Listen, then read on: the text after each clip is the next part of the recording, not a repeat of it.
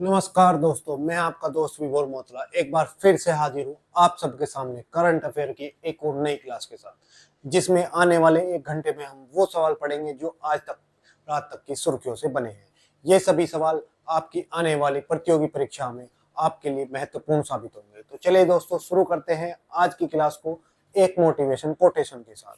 आज का motivation quotation है कि अगर तुम सूरज की तरह चमकना चाहते हो तो पहले सूरज की तरह जलना सीखो। ये बात किसने कही? तो ये हमारे मिसाइल मैन अब्दुल कलाम जी की द्वारा कही गई लाइनें हैं। दोस्तों, अगर आपको सूरज की तरह चमकना है, उसकी तरह उज्जवल दिखना है, तो आपको पहले जलना होगा। पहले आपको तपकर सोना बनना होगा, अपने समय का सदुपयोग करना होगा, तब जाकर आप सूर्य की तरह चमकोगे। सिर्फ उसकी चमक देख लेने से उसके जैसा नहीं बना जाता, उसके लिए परिश्रम करना पड़ता है, अपने आप को तपाना पड़ता है। तो चलिए दोस्तों, इसी क्रम में बढ़ते हुए शुरू करते हैं आज की क्लास को क्वेश्चन नंबर 1 के साथ। तो आज का पहला क्वेश्चन जो आपके लिए मैं लेकर आया हूं वो है, हाल ही में यूनिसेफ और डब्ल्यूएचओ द्वारा जारी रिपोर्ट के अनुसार 2024 में किस क्षेत्र में बाल टीकाकरण में अब तक की सर्वोच्च उपलब्धि हासिल की है? दोस्तों, अभी हमारी दो संस्थाएं, एक यूनिसेफ और दूसरी डब्ल्यूएचओ यानी विश्व स्वास्थ्य संगठन, इन्होंने अपने आंकड़े जारी किए। क्या किए? आंकड़े जारी किए। और इन आंकड़ों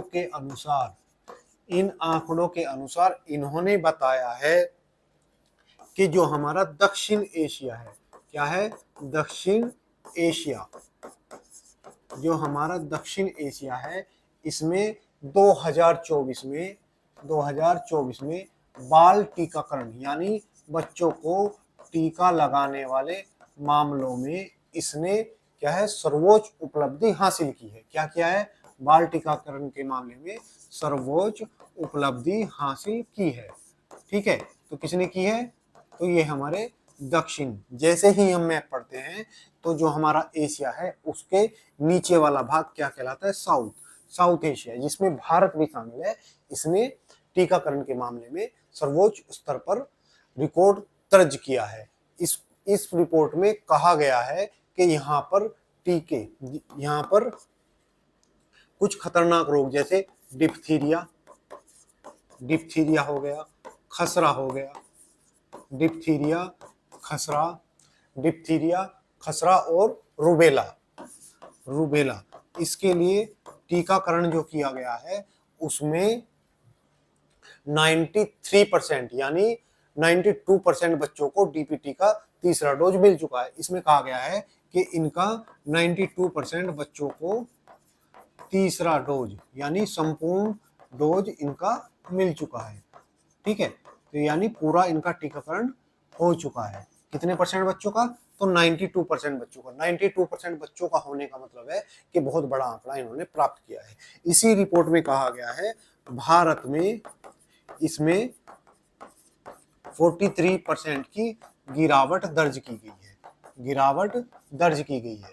यानी भारत ने भी इसमें अच्छा प्रदर्शन किया है, क्योंकि यहाँ पर जो जो बच्चे हैं जिनको अभी तक एक भी खुराक नहीं मिली, तो उसको बोलते हैं हम शून्य खुराक। यानी शून्य खुराक जो बच्चे हैं, शून्य खुराक बच्चे, वो पहले कितने थे? वो पहले हमारे यहाँ पर 11 लाख थे। कितने थे? 11 लाख, यानी सॉरी 16 लाख थे। अब जो घटकर कितने हो गए हैं? 9 लाख हो गए हैं। यानी भारत में कुल इतनी बड़ी आबादी में सिर्फ 9 लाख बच्चे ही ऐसे हैं जिनके पास तक ये डोज नहीं पहुंच पाई। ठीक है, तो डीपीटी के टीके भारत में भी काफी अधिक मात्रा में लगे हैं। और अगर मैं बात करूं, इसी रिपोर्ट में बताया गया है कि इस क्षेत्र में यानी दक्षिण एशियाई क्षेत्र में जो HPV दक्षिण एशियाई क्षेत्र में HPV ये किस काम आता है? तो जो सर्वाइकल कैंसर होता है, सर्वाइकल कैंसर किस में होता है? तो ये महिलाओं के गर्भाशय में होने वाला कैंसर, महिलाओं के गर्भाशय में होने वाला कैंसर कौन सा है? तो सर्वाइकल कैंसर। तो ये इसमें कौन सा टीका लगता है? तो एचपीवी। इसमें एचपीवी का टीका लगाया जाता है। इसको हम बोलते हैं ह्यूमन पैपिलोना वायरस। पैपिलोना वायरस, इसका फुल फॉर्म क्या है? तो ह्यूमन पैपिलोना वायरस एचपीवी के टीके का नाम है और ये सर्वाइकल कैंसर से बचाता है। इसमें भी प्रगति देखने को मिली है। 2023 में जहां ये 2% था, 2% टीकाकरण हुआ था, अब ये बढ़कर 2024 में, जो 2024 है, इसमें बढ़कर ये 9% तक पहुंच गया है। यानी इसमें भी काफी अच्छी वृद्धि देखने को मिली है। ठीक है, तो ये हो गया हमारा टीकाकरण के बारे में पहला क्वेश्चन। अब यहाँ पर हमने 2 संस्थाओं के बारे में पढ़ा, चलिए उनके बारे में भी थोड़ा हम जान लेते हैं। कौन कौन सी संस्था के बारे में पढ़ा? तो पहली थी हमारी यूनिसेफ यानी यूनाइटेड नेशन। इसकी फुल फॉर्म क्या होगी? United nation international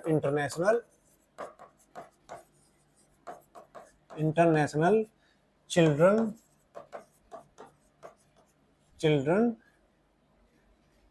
emergency fund, इसकी फुल फॉर्म होगी इमरजेंसी फंड। यानी ये एक संयुक्त राष्ट्र की संस्था है जो बच्चों के फंड के लिए कार्य करती है। अगर बात करें इसकी स्थापना की, इसकी स्थापना 11 दिसंबर 1946 को हुई। 11 दिसंबर 1946 को इसकी स्थापना हुई और इसका हेडक्वार्टर न्यूयॉर्क में है। न्यूयॉर्क जो हडसन नदी के किनारे है। हडसन नदी के किनारे कौन सा शहर है? तो न्यूयॉर्क है। और इसका अन्य नाम क्या है? बिग एप्पल या ऊंची इमारतों का या गगनचुंबी इमारतों का शहर भी इसे कहा जाता है। क्या? गगनचुंबी इमारतों का शहर भी इसे कहा जाता है। तो ये हो गई हमारी यूनिसेफ के बारे में पूरी जानकारी। अब अगर बात करें दूसरी संस्था की, तो WHO यानी विश्व स्वास्थ्य संगठन, दोनों ने मिलकर ही ये रिपोर्ट जारी की है। तो इसका मुख्यालय कहाँ पर है? तो इसका हेडक्वार्टर जनेवा में है। जनेवा कहाँ पर? स्विट्जरलैंड में। ठीक है, इसका मुख्यालय है। और इसकी स्थापना की बात करें तो इसकी स्थापना 7 अप्रैल 1948 को स्थापना हुई। इसीलिए हम 7 अप्रैल को क्या मनाते हैं? विश्व स्वास्थ्य दिवस के रूप में हम 7 अप्रैल को मनाते हैं। अगर बात करें इसके वर्तमान हेड कौन है, तो इसके वर्तमान हेड टेड्रोस एडेनॉन इसके क्या है? तो इसके अध्यक्ष वर्तमान में टेड्रोस एडेनॉन है। चलिए देखते हैं। अब पिछले मंथ के करंट के रिवीजन के क्वेश्चन हम देख लेते हैं। ठीक है, समसामयिकी की घटनाएं पिछले महीने की क्या रही उसको देख लेते हैं। हाल ही में किस भाषा को आधिकारिक रूप में शास्त्रीय भाषा का दर्जा दिया गया है? तो हाल ही में जो मराठी भाषा है, इसको शास्त्रीय भाषा का दर्जा दिया गया है। इसके साथ कई भाषाओं को अभी दर्जा दिया गया है। किसका? शास्त्रीय भाषा का। हाल ही में निकोलस मदुरो ने किस देश के राष्ट्रपति के रूप में तीसरी बार शपथ ली? तो ये वेनेजुएला के राष्ट्रपति बने। ठीक है, इसमें जो शास्त्रीय भाषाओं का दर्जा मिला है, ये किस किसको मिला है? तो MBA पेपर पास, ये मैंने आपको फुल फॉर्म बताई थी। तो मराठी, बंगाली, असमिया, प्राकृत और पाली। मराठी, बंगाली, असमिया, प्राकृत और पाली, 5 भाषाओं को शास्त्रीय भाषाओं का दर्जा मिला है। हाल ही में दक्षिण भारत की पहली संक्रामक रोग अनुसंधान और निदान प्रयोगशाला कहाँ स्थापित की जाएगी? तो ये बेंगलुरु में, कर्नाटक के बेंगलुरु में स्थापित की जाएगी। 7 महाद्वीपों में से प्रत्येक की सबसे ऊंची चोटी को चढ़ने वाली दुनिया की सबसे कम उम्र, तो आप इसको ध्यान रखेंगे, दुनिया की सबसे कम उम्र की महिला होने का गौरव किसने प्राप्त किया है? तो ये काम्या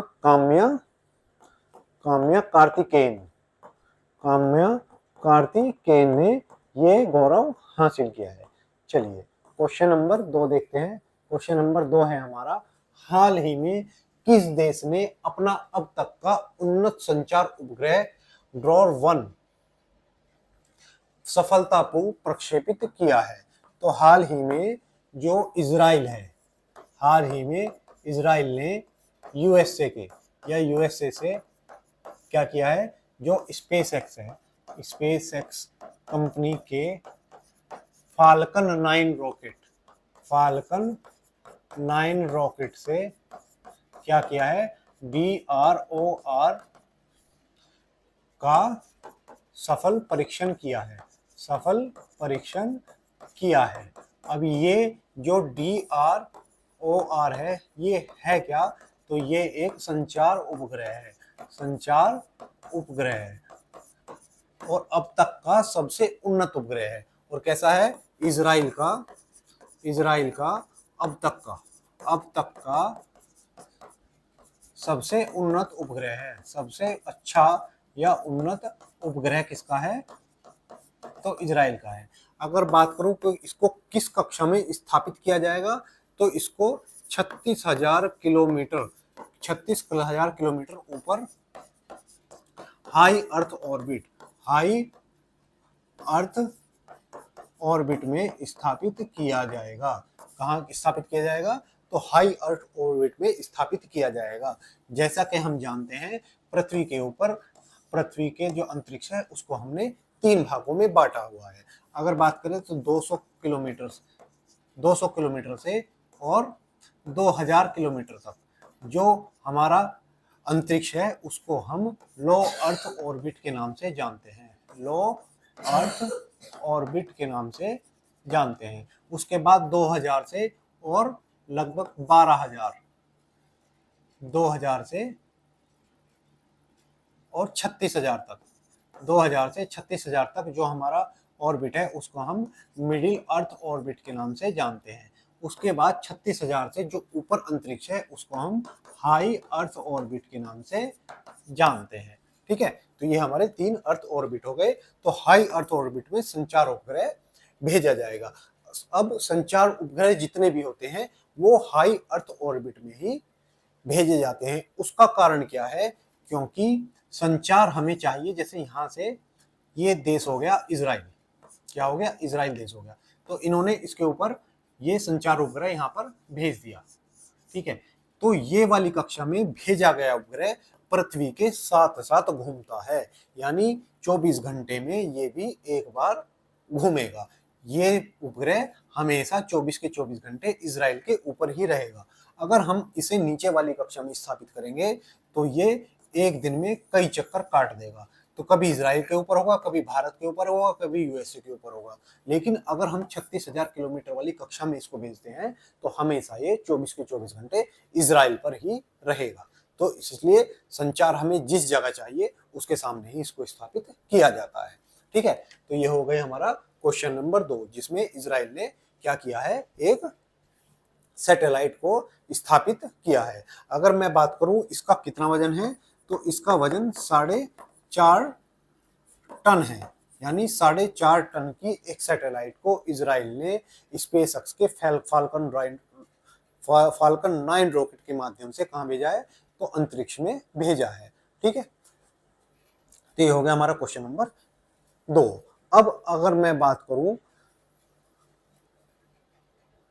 कुछ भेजे हाल ही में भारत द्वारा भेजे गए कुछ उपग्रह, जैसे PSLV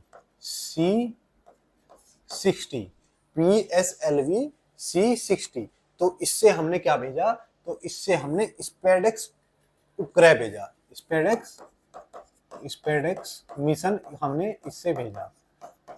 ठीक है, और इसके बाद में बात करूं तो PSLV C59, PSLV C58, PSLV C57।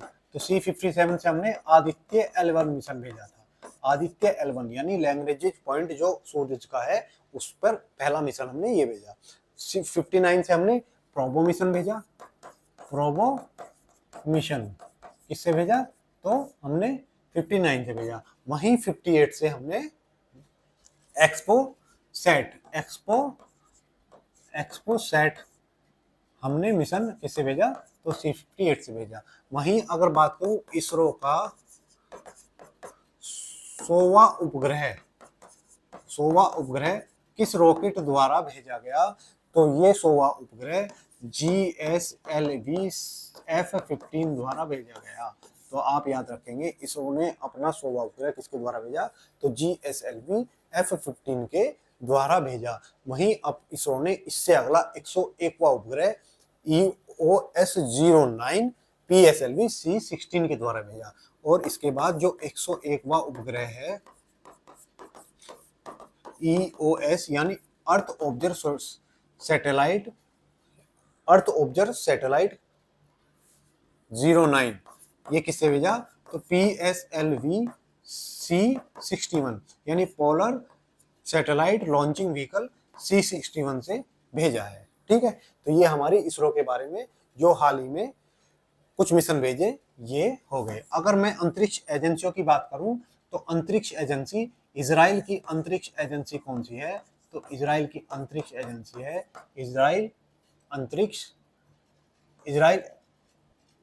Israel space agency ही इसका नाम है। वहीं यूएसए की नासा, जापान की जाक्सा, कनाडा की CSA Canada space agency, Bharat की इसरो, रूस की रोसकोसमोस, वहीं यूरोपियन यूनियन की ESA।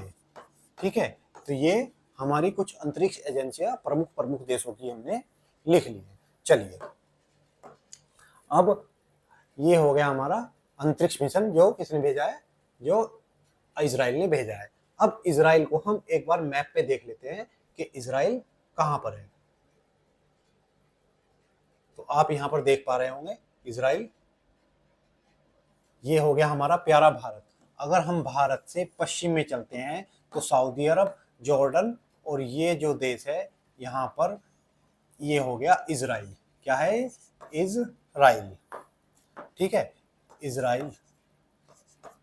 इसके पश्चिम में कौन सा महासागर है, तो भूमध्य महासागर कहां पर है, तो भूमध्य महासागर इसके पश्चिम में है। इसके नीचे यानी दक्षिण में अकाबा की खाड़ी है। अकाबा की खाड़ी जो किसका भाग है, जो लाल सागर का भाग है, लाल सागर का भाग है। ठीक है, तो लाल सागर का भाग अकाबा की खाड़ी इसके दक्षिण में है। वहीं बात करो इजराइल की राजधानी क्या है, इजराइल की राजधानी तेल अवीव है। तेल अवीव, भारत इसकी राजधानी तेल अवीव मानता है। वहीं यूएस से इसकी राजधानी जेरूसलम इसकी राजधानी मानता है। ठीक है, अगर मैं बात करूं यहाँ के जो प्रधानमंत्री हैं वो कौन है, तो बेंजामिन नेतन्याहू यहाँ के क्या हैं, तो प्रधानमंत्री है। अगर बात करूं यहाँ की संसद को क्या कहा जाता है, तो यहाँ की संसद को नेशेट कहा जाता है। यहाँ की मुद्रा क्या है, तो न्यू शेकेल यहाँ की मुद्रा है। तो ये हो गई हमारी सारी जानकारी इजराइल के बारे में। चलिए, अब रिवीजन के क्वेश्चन हम एक बार देख लेते हैं। हाल ही में किस राज्य ने कक्षा 10 के सभी छात्रों के लिए रोबोटिक्स शिक्षा शुरू की है, तो ऐसा करने वाला कौन सा राज्य है, केरल। हाल ही में किस राज्य में ओंकारेश्वर फ्लोटिंग सोलर प्रोजेक्ट का उद्घाटन किया गया है, तो ओंकारेश्वर कहां पर है, हमारे मध्य प्रदेश में है। तो यहीं पर इसका उद्घाटन किया गया है। Next Gen ATP Finals tennis प्रतियोगिता 2024 का खिताब किसने जीता है, तो ये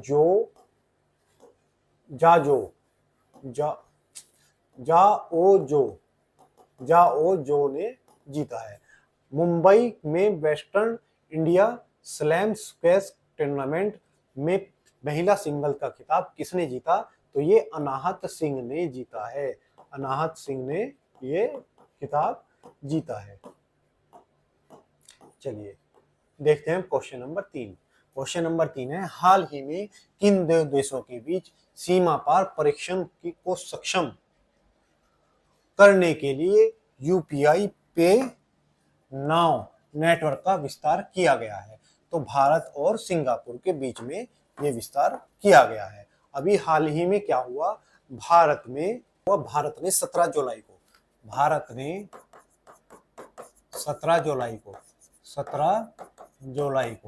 17 जुलाई को भारत ने क्या किया, भारत ने यूपीआई पे नाउ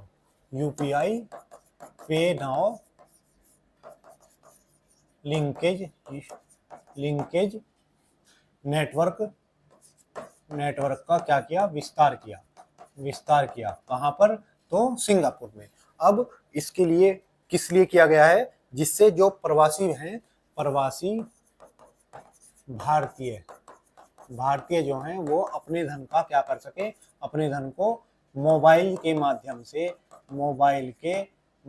से भेज और प्राप्त कर सके। ठीक है, तो इसके लिए इन्होंने क्या किया है, भारत ने यूपीआई पे नाउ के माध्यम से इसका विस्तार किया है। ठीक है, जिससे देशों के बीच आदान प्रदान किया जा सके और जल्दी से जल्दी पैसा ट्रांसफर कर अपने काम को किया जा सके। इसके लिए इन्होंने ये योजना शुरू की है। अब इसमें 13 राष्ट्रीय बैंक भी इसमें शामिल हो चुके हैं। इसके विस्तार में क्या हुआ, तो 13 राष्ट्रीय बैंक इसमें शामिल हो गए। ठीक है, तो इसमें यूपीआई पे नाउ में अभी 13 बैंक शामिल हो गए। और इसको करता कौन है, तो NPCI national payment corporation of India द्वारा इसको किया जाता है, जिसकी स्थापना 19 दिसंबर 2008 में की गई थी। और ये आरबीआई के अधीन एक संस्था है, आरबीआई के अधीन है। और इसका मुख्यालय कहाँ पर है, तो इसका मुख्यालय मुंबई में है। मुंबई में इसका मुख्यालय है। ठीक है, तो मुंबई में इसका मुख्यालय है, आरबीआई के अधीन ये आती है। ठीक, तो ये हो गया हमारा क्वेश्चन नंबर 3। अगर मैं बात करूं सिंगापुर की, तो मलेशिया के नीचे एक छोटा शहर है जिसका नाम है सिंगापुर। अब रिवीजन के क्वेश्चन देख लेते हैं। अमेरिकी अखबार वॉल स्ट्रीट जर्नल ने भारत के किस राज्य को वर्ष 2025 के लिए चर्चित वैश्विक गंतव्य स्थल मान्यता दी है? तो मध्य प्रदेश को। वस्तु और सेवा की जीएसटी परिषद की 55वीं बैठक की अध्यक्षता किसने की? तो निर्मला सीतारमण जी ने इसकी अध्यक्षता की। पीएम सूर्य मुफ्त घर बिजली योजना को बढ़ाने के लिए टाटा पावर ने किस बैंक के साथ समझौता किया? तो केनरा बैंक के साथ समझौता किया। रक्षा मंत्रालय ने भारतीय सेना के लिए K9 VT स्वचालित ट्रैक आर्टिलरी गन की खरीद के उद्देश्य से किस कंपनी के साथ अनुबंधन किया है? तो ये L&T यानी लार्सन एंड टर्बो के साथ अनुबंधन किया है। चलिए क्वेश्चन नंबर 4 है, हाल ही में केंद्र सरकार ने किस नई कृषि योजना को मंजूरी दी है? तो अभी हमारे जो केंद्र सरकार है उन्होंने पीएम प्रधानमंत्री धन धान्य कृषि योजना को क्या की है? मंजूरी दी है। इसमें क्या किया जाएगा? इस योजना में 2025-26 से लेकर अगले 6 वर्षों तक हर साल 2400 करोड़ यानी 24,000 करोड़ का बजट इसमें रखा गया है। ठीक है, इसमें क्या किया गया है? तो इसमें 2025 से 26 से अगले 6 वर्षों के लिए 24,000 करोड़ रुपए 24,000 करोड़ का बजट निर्धारित किया गया है।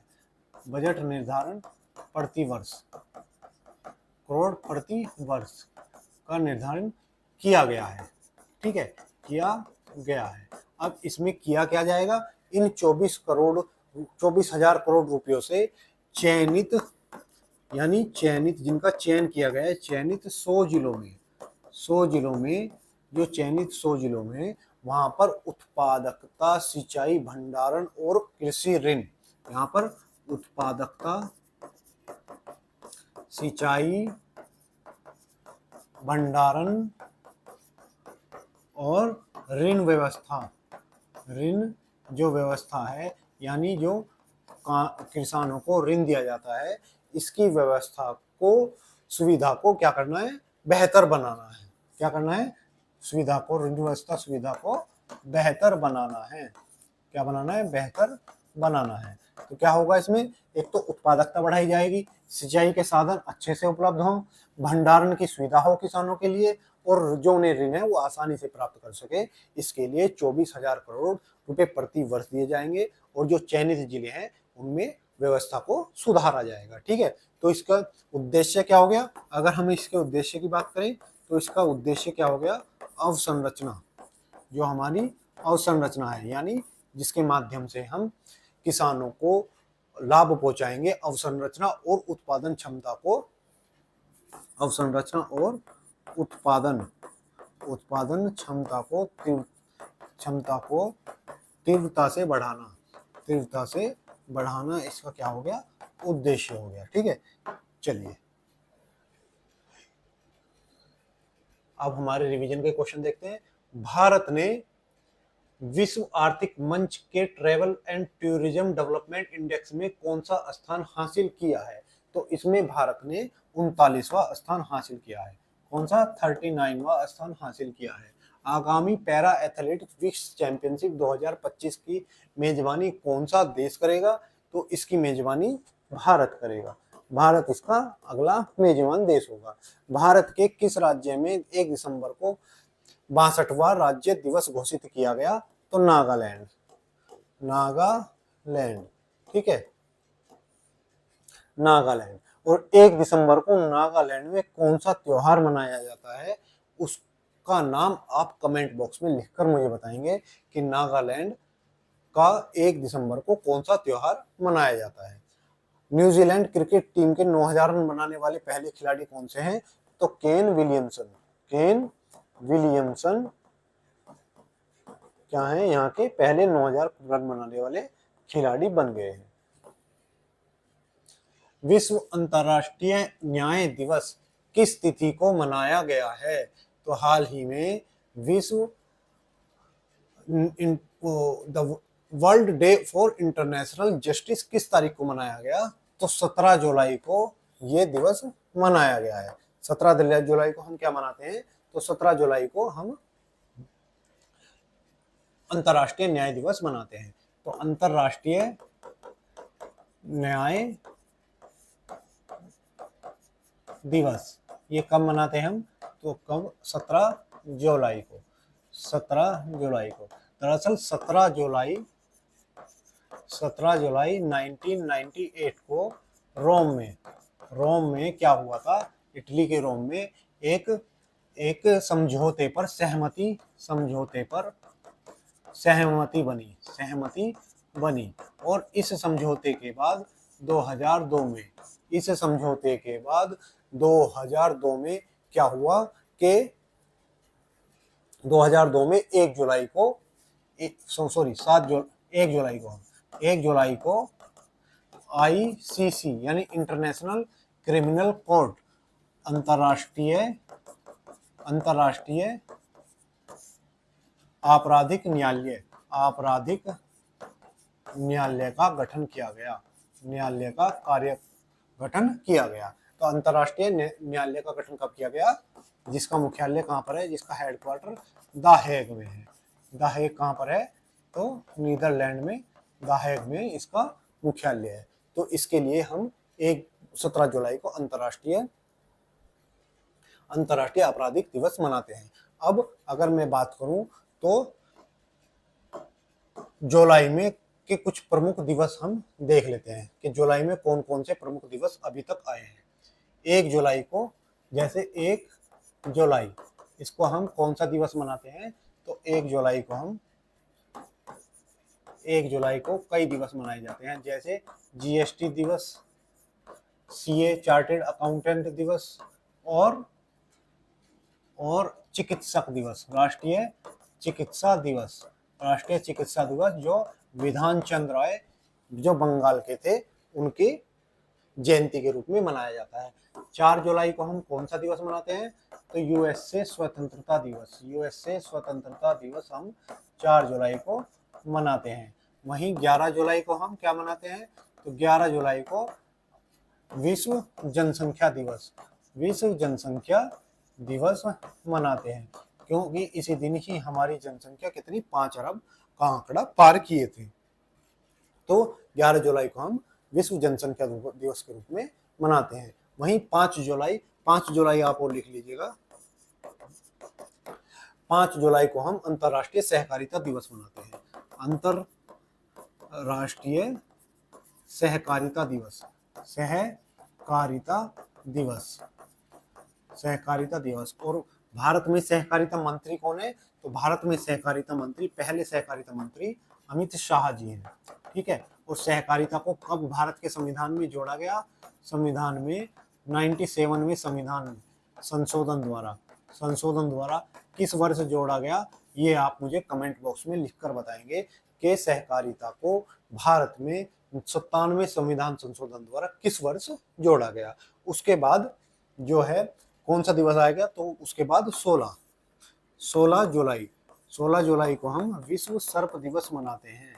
विश्व सर्प दिवस को मनाते हैं, तो 16 जुलाई को हम विश्व सर्प दिवस मनाते हैं। ठीक है, विश्व सर्प दिवस कब मनाते हैं? तो 16 जुलाई को।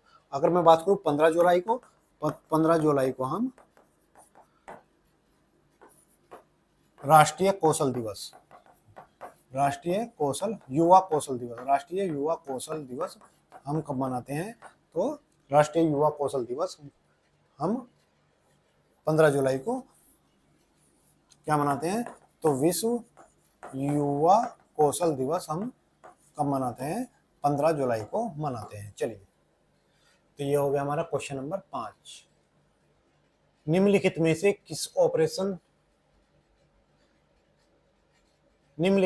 किसे ऑपरेशन सिंदूर पर गठित बहुदलीय वैश्विक प्रतिनिधि मंडल का नेतृत्व करता चुना गया?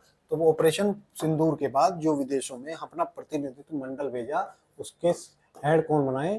तो शशि थरूर जी को हमने उसका हेड बनाया।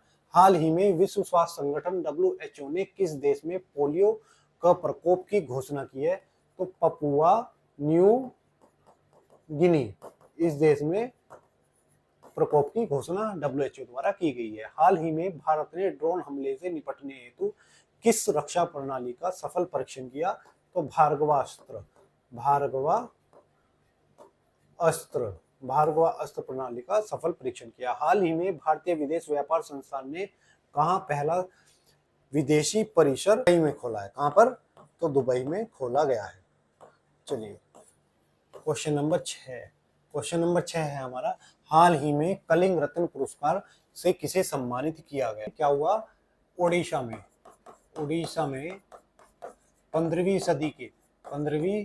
सदी के एक व्यक्ति जिनका नाम था सरला दास, इनकी 600वीं जयंती पर, सरला दास की 600वीं जयंती पर किसने? राष्ट्रपति द्रौपदी मुर्मू ने क्या दिया? ये पुरस्कार दिया जिसका नाम है कलिंग रत्न पुरस्कार। और ये किसे दिया गया? तो हमारे शिक्षा मंत्री धर्मेंद्र प्रधान जी को दिया गया। हमारे शिक्षा मंत्री धर्मेंद्र प्रधान जी को ये पुरस्कार दिया गया। तो किसने दिया? तो ये हमारे राष्ट्रपति जी ने दिया। किसे दिया? तो ये धर्मेंद्र प्रधान जी को, हमारे शिक्षा मंत्री जी को दिया गया। अब ये सरला दास जी कौन है? आप पूछेंगे ये सरला दास जी कौन है जिनकी 600वीं जयंती अभी मनाई गई?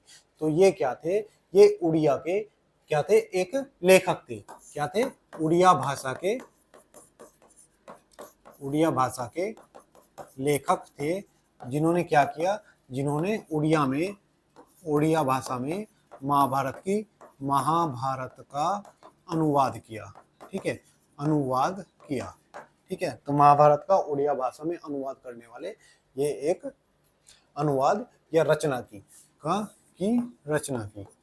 ठीक है, इनकी रचना महाभारत की तो इसलिए इन्हें यहाँ पर इसके लिए जाना जाता है। अब ये पुरस्कार मिलता किसको है, तो शिक्षा के क्षेत्र में शिक्षा, साहित्य और संस्कृति, शिक्षा, साहित्य और संस्कृति, शिक्षा, साहित्य और संस्कृति के क्षेत्र में महत्वपूर्ण योगदान के लिए ये दिया जाता है। ठीक है, तो हमारे जो शिक्षा मंत्री हैं, शिक्षा मंत्री ने क्या किया है, एक तो इन्होंने शिक्षा में योगदान इनका काफी सराहनीय है, योगदान तथा भाषा की उन्नति के लिए किए गए प्रयासों के कारण इन्हें ये सम्मान से सम्मानित किया गया है। तो अभी ये धर्मेंद्र प्रधान जी को दिया गया है। ठीक है, चलिए अब हाल ही में कुछ पुरस्कार दिए गए, जैसे वी वेदांचलम को कौन सा पुरस्कार दिया गया, तो जो हमारे वी वेदांचलम है इनको तमिल निक्की सुरन पुरस्कार दिया गया। कौन सा, तो तमिल विक्की शरण पुरस्कार इनको दिया गया। तमिल विक्की शरण पुरस्कार इनको दिया गया। वहीं दीपिका पादुकोण जी जो है हमारी, दीपिका पादुकोण, इनको क्या मिला, तो इनको हॉलीवुड का सम्मान मिला, जिसका नाम है Hollywood walk of fame star, Hollywood walk of fame star से इनको सम्मानित किया गया। वहीं हमारी जो साइमा जावेद हैं, साइमा जावेद को कौन सा पुरस्कार मिला, तो साइमा जावेद को मानसिक स्वास्थ्य पुरस्कार से सम्मानित किया गया। मानसिक स्वास्थ्य पुरस्कार से सम्मानित किया गया। ठीक है, तो साइमा जावेद को जी को ये मिला। जरा चौधरी हैं, जरा चौधरी जी को शक्ति भट्ट पुरस्कार से सम्मानित किया गया। शक्ति भट्ट पुरस्कार से इनको सम्मानित किया गया है। वहीं सोनल मान सिंह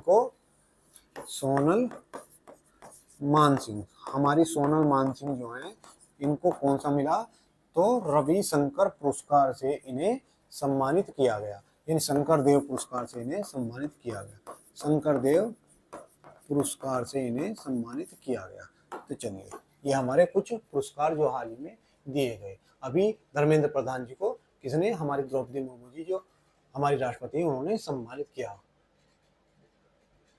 अमेरिका के नवनिर्वाचित राष्ट्रपति डोनाल्ड ट्रंप ने फेडरल ब्यूरो ऑफ इन्वेस्टिगेशन का प्रमुख किसे नामित किया है, तो ये हमारे भारतीय मूल के काश पटेल को नामित किया गया है। प्रथम एशियाई बौद्ध शिखर सम्मेलन का आयोजन कहाँ किया गया, तो नई दिल्ली में इसका आयोजन किया गया। अमेरिका के कोलोराडो में अंडर 19 विश्व मुक्केबाजी चैंपियनशिप में किस खिलाड़ी ने स्वर्ण पदक जीता, तो ये कृषा वर्मा जी ने यहाँ पर क्या जीता, ये पदक जीता। भारत के किस अभयारण्य में बटरफ्लाई पार्क का उद्घाटन किया गया, तो पाके रिजर्व में, जो कहां पर है, ये आंध्र प्रदेश में है, इसमें इसका उद्घाटन किया गया है। क्वेश्चन नंबर 7, हाल ही में अदिति योजना किस राज्य सरकार द्वारा शुरू की गई, तो अभी हरियाणा सरकार ने ये योजना शुरू की है। हरियाणा सरकार ने क्या कहा है कि हरियाणा सरकार की जो खट्टर हैं, उन्होंने MSME यानी माइक्रो स्मॉल और मीडियम एंटरप्राइजेज, इसका मतलब क्या हुआ, सूक्ष्म लघु और मध्यम जो हमारे एंटरप्राइजेज हैं, उनको क्या किया जाएगा, उनको कुछ सुविधाएं दी जाएंगी। इनके लिए इसने क्या किया है, इनके लिए इसने 100 करोड़ रुपए आवंटित किए हैं। इसमें क्या किया जाएगा, इसमें इन क्षेत्रों को आसान लोन तथा तकनीकी सहायता प्रदान की जाएगी। इसमें इनको वित्तीय और तकनीकी सहायता दी जाएगी, तकनीकी सहायता दी जाएगी। ठीक है, तो ये तकनीकी सहायता इसमें दी जाएगी। 100 करोड़ रुपए इसके लिए आवंटित किए गए हैं। वित्तीय सहायता में इनको, जिसमें सूक्ष्म और लघु को ऋण सब्सिडी दी जाएगी। कितने की? 5% की ऋण सब्सिडी दी जाएगी।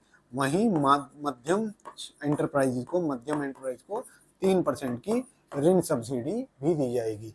ठीक है, तो 3% की ऋण सब्सिडी इसमें दी जाएगी। अब अगर मैं बात करूं इसकी, तो ये हो गए हमारे खट्टर जी, इन्होंने इसको लॉन्च किया, जो क्या थे, हरियाणा के पूर्व सीएम थे, यानी मुख्यमंत्री थे। चलिए, अगर मैं हरियाणा की आपकी बात करूं तो हरियाणा के बारे में कुछ जानकारी हम देख लेते हैं। हरियाणा, जिसकी राजधानी चंडीगढ़ है, इसके सीएम कौन है? तो नायब सिंह सैनी है। नायब सिंह सैनी इसके क्या है? नायब सिंह सैनी इसके सीएम है। यहाँ के राज्यपाल कौन है? यहाँ के राज्यपाल का नाम क्या है? तो यहाँ के राज्यपाल असीम घोष जी हैं। असीम घोष, जिनको अभी नियुक्त किया गया। ठीक है, असीम घोष जी यहाँ के राज्यपाल हैं। वहीं अगर मैं बात करूं यहाँ के लोक नृत्य कौन कौन से हैं? लोक नृत्य यहाँ के घूमर, रासलीला, सांग, ये इनके कुछ महत्वपूर्ण लोक नृत्य हैं। ठीक है, खोरी भी यहीं का लोक नृत्य है। अगर बात करूं यहाँ नेशनल पार्क कौन से हैं? तो सुल्तानपुर, सुल्तानपुर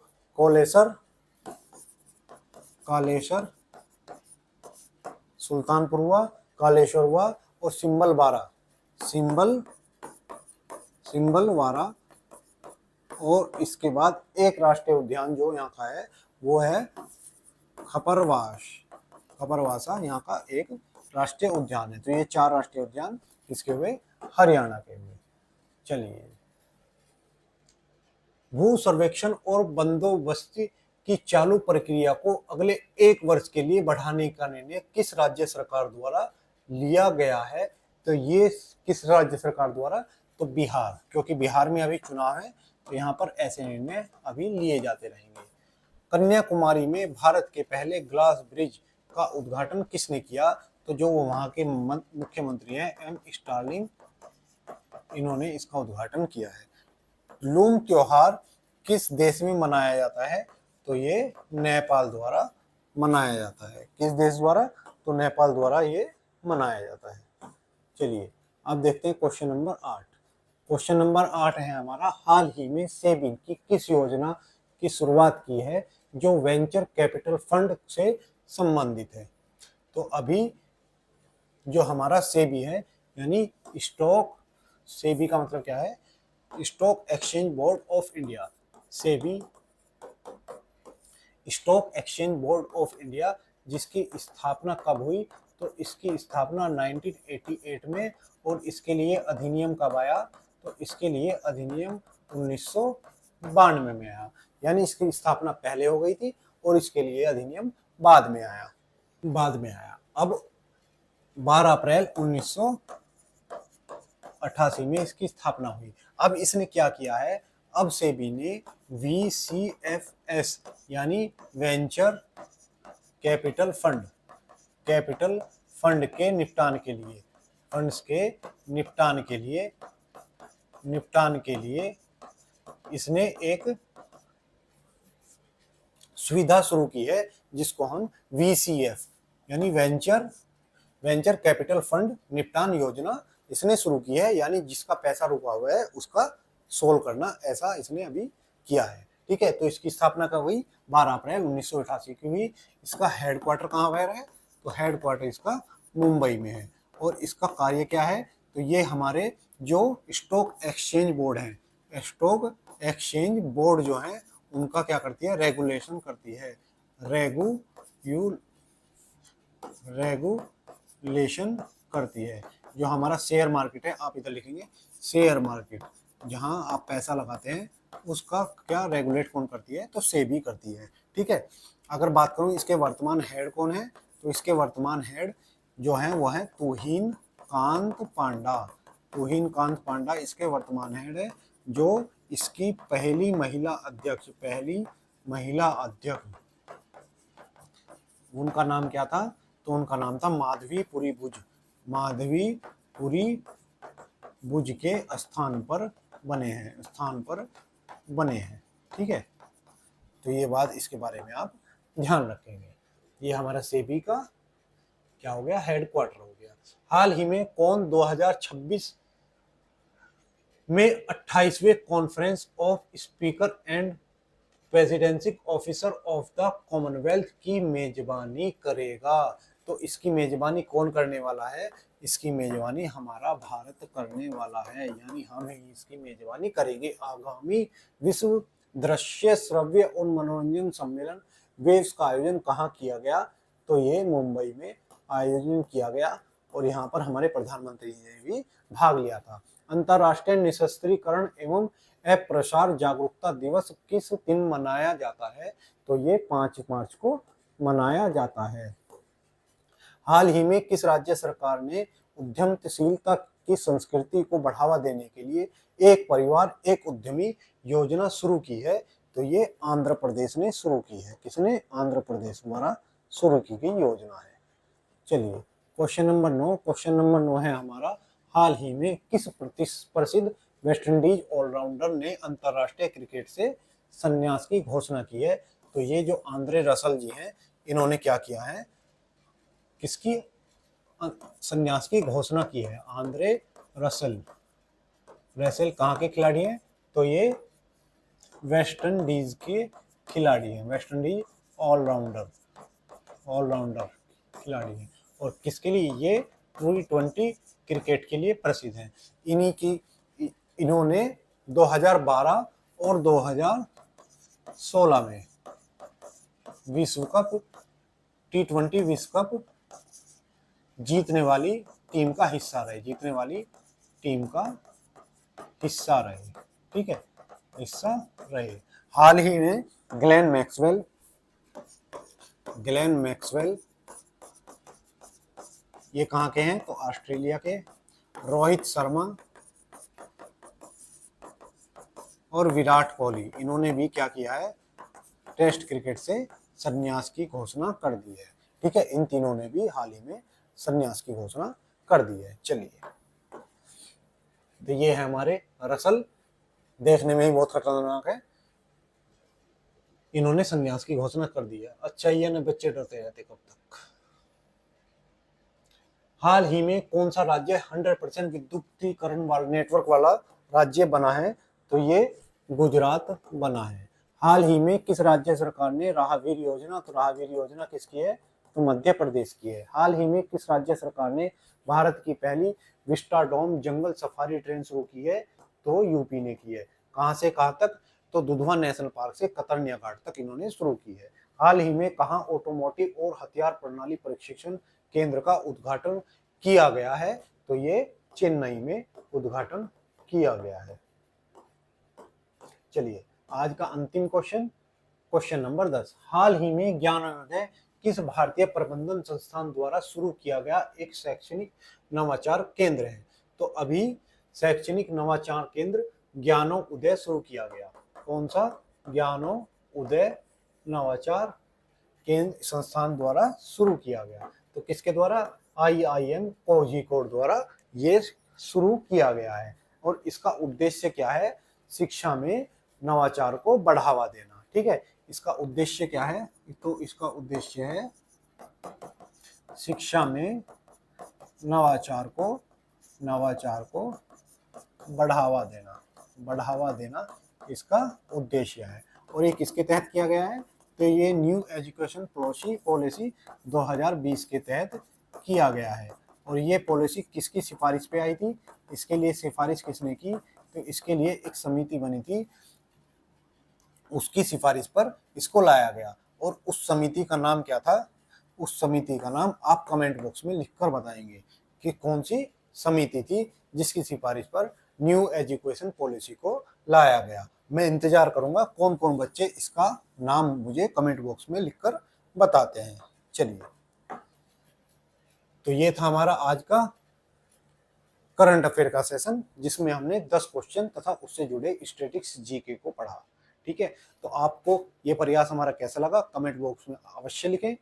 साथ ही वीडियो को लाइक करें, शेयर करें और चैनल को सब्सक्राइब करें। धन्यवाद।